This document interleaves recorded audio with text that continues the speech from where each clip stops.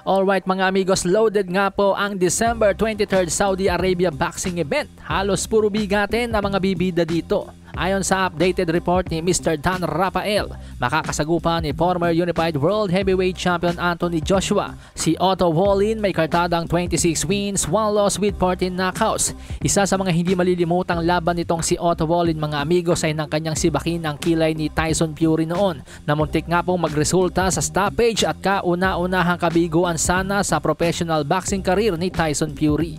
So medyo mabigat na laban ang kakaharapin ngayon ni Anthony Joshua mga amigos.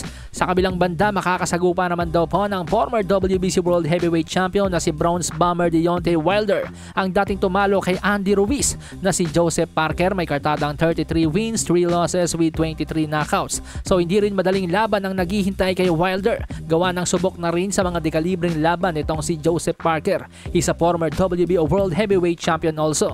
At kaya naman natin nasasabing siksik o loaded ang boxing event na ito mga amigos ay dahil comeback fight din po ng 2022 Fighter of the Year na si WBA World Light Heavyweight Champion Dimitri Bivol. Kanya po makakasagupa ang binansagang Popeye the Sailor Man na si Richard Rivera. Hawak ang kartadang 25 wins with 19 knockouts.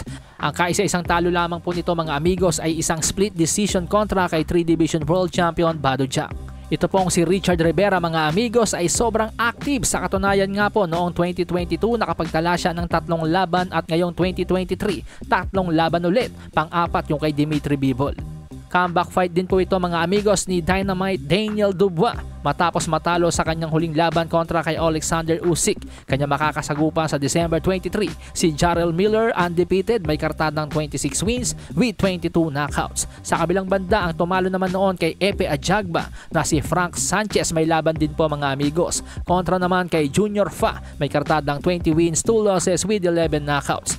Samantala, kung sino naman daw ang makakalaban ni IBF number 1 heavyweight contender na si El Animal Filip Hrgovic ay hindi pa daw po tukoy sa ngayon mga amigos. Ganon din ang makakalaban ni Arslanbek Makhmudov, hindi pa tukoy sa ngayon. Sa hinang baraha, patunayan mo sa akin ha, sino man